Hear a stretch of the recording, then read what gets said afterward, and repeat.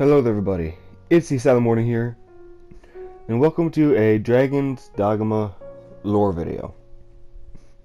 And in today's video we're actually going to be talking about the dragons. What exactly are the dragons and the dragonkin? How are they created? And we're going to also go over a little bit about Damien. Because even the pawns make note that once you enter his second form, he's not him. They sense the dragon. How about we start diving a little bit deeper?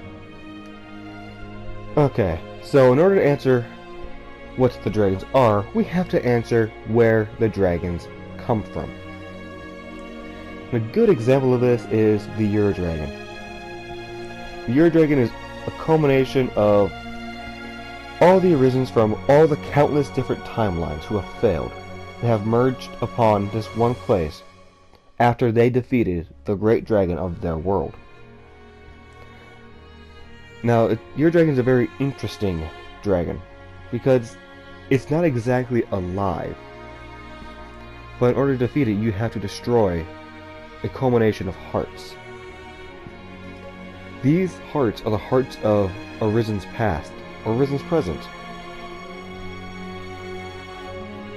Meaning, dragons and dragonkin come from Arisen who have failed, either before defeating their great dragon, or that have died prior. It is not exactly known or shown to us, but it can be assumed by what our pawns say. And with that, we can actually answer the prior question, what are dragons? Dragons are arisen, just merely in a different form, and no longer seek to protect, but seek to destroy. Dragons in themselves are a type of creature that demand absolute power, control. Not a creature to be trifled with willy-nilly. Now, dragons are also unique in the fact that they have worm speak.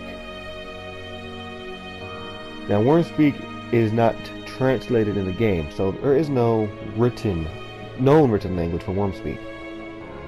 Although we can assume that the ruins seen when casting spells and the like, that could possibly be worm speak.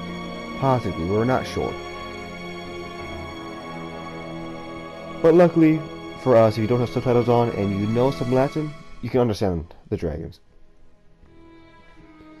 And it would seem that once an Arisen becomes a dragon, they gain knowledge of the infinite ring, or the endless cycle, and what lies beyond the rift. Because once defeating a drake, a wyvern, the Ur-Dragon, they mention how the throne of God lies beyond,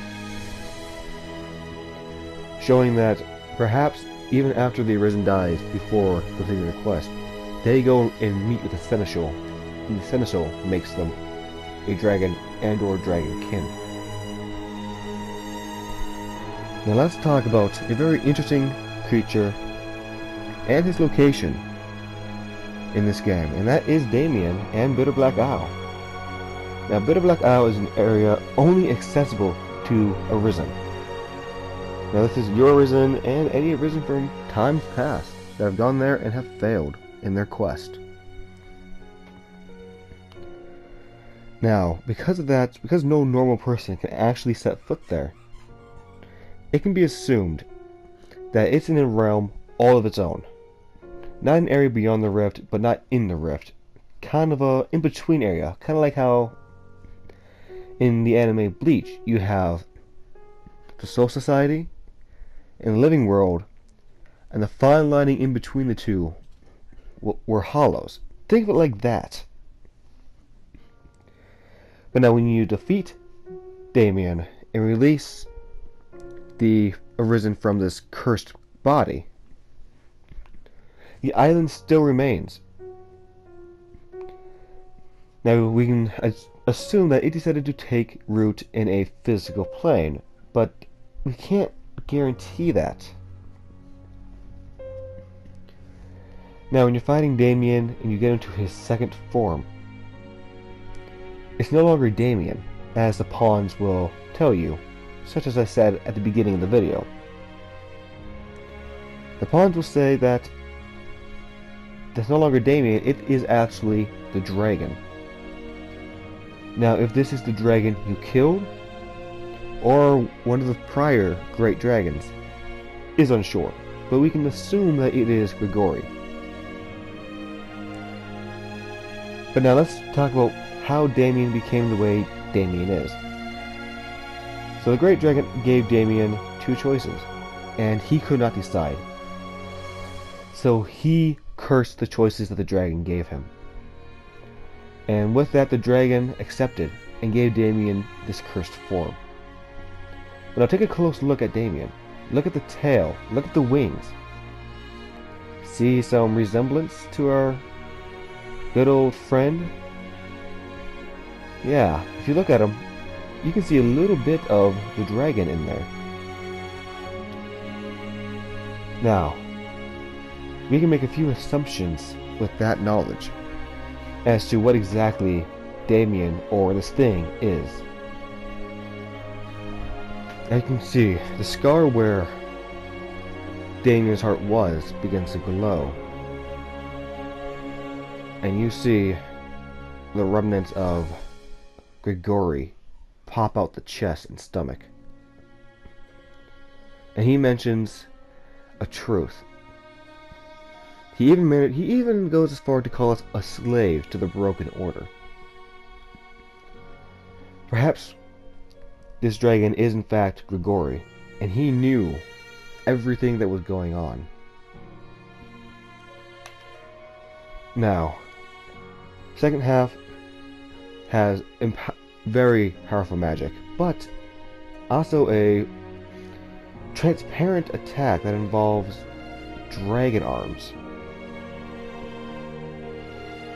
Damien's body is nothing but a vessel for the dragon's cursed power.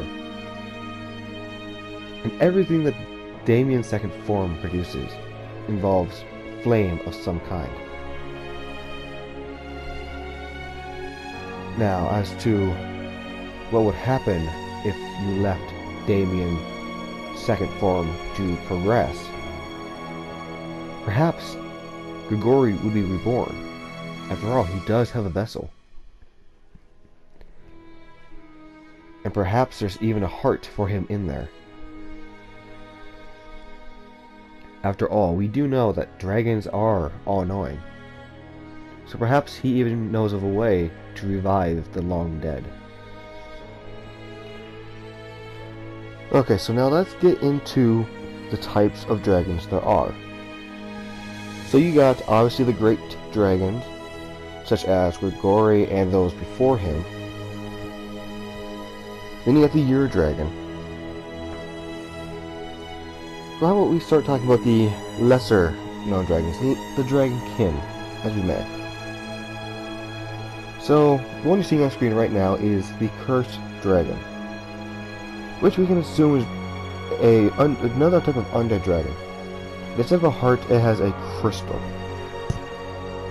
Now these dragons are brought back using very dark, powerful arts.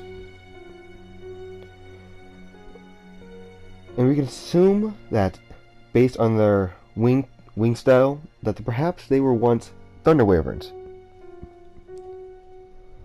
Now Thunder Wyverns are a type of dragon that coat themselves in lightning and have two different breath attacks. A wind attack, which, well, it may not do a lot of damage, will send you flying back. So be careful if you're near a cliff. And then it has a lightning attack, which is a very dangerous attack if you happen to be too close. Then you have Frost Wyverns. Now these wyverns are incredibly powerful when it comes to magic, but not so much physical attacks. Now they are most dangerous when paired with another dragonkin. By themselves, they do not pose a large threat as long as you can get close. Then you have drakes. Now drakes are another type of dragon that are aggressive. Now when you compare a drake to a thunder wyvern, one is passive aggressive and will mainly stay in the air, while the other one will attack you quite frequently. Now there's another thing to take important note of. While all dragons are powerful in terms of magic, they also have a unique ability that lets them possess pawns. Now when a pawn is possessed, it is very much different from when they are possessed by, say, a wraith or a phantasm.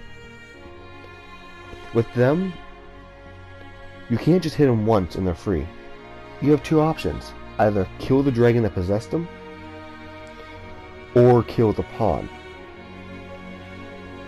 That's because a dragon will is incredibly powerful. It can overcome just about anything, with the exception of your Arisen. Well everyone, this has been my Dragon's Dogma Dark Arisen lore video on the dragons. If you feel like I missed something, let me know down in the comments below. And if you enjoyed, like and subscribe. Share with your friends, get some more views on here. Because ultimately that will help me out while you guys get free entertainment. Anyway, this has been the Asylum Warden. I hope you all have a wonderful day or night wherever you're at in the world. Goodbye.